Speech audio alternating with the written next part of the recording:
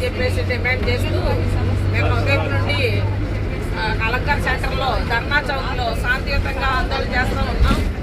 Chandrababu Naidu government చాలా దుర్మార్గంగా తెల్లవారుజామున పోలీసులు ఒక్కసారి దాడి చేసి లైట్లు తీసేసి టెంట్లు పీకేసి మహిళల మీద పడుకున్నటువంటి వాళ్ళని ఈడ్చేసి చాలా దుర్మార్గంగా వాళ్ళని అరెస్టులు చేసి ఎక్కడికక్కడికి తీసుకెళ్ళిపోతూ ఉన్నారు. ఇప్పుడు ఇది గుంటూరు దాటేసింది, మరి ఎక్కడ తీసుకెళ్తున్నారో తెలీదు. అంటే గుంటూరు దాటేసి తీసుకెళ్తున్నారంటే ఇంకా ఎక్కడ తీసుకెళ్తారు? ఖమ్మం తీసుకెళ్తారా లేకపోతే వేరే స్టేట్ తీసుకెళ్తారా అనేది ఏమైనా అంతర్జాతీయ ఉగ్రవాదులమా? మేము ఎవరమని చెప్పి తీసుకెళ్తారు?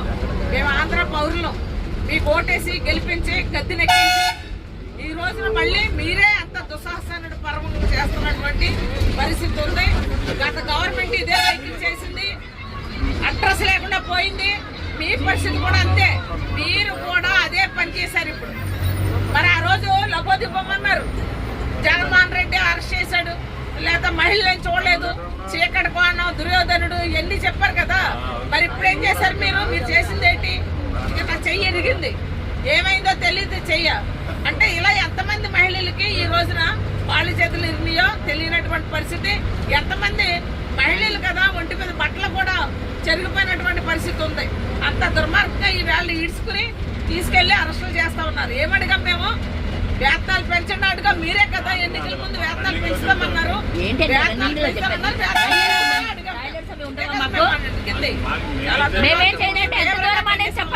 Anganwadi workers and helpers union నేను AP Anganwadi workers and helpers union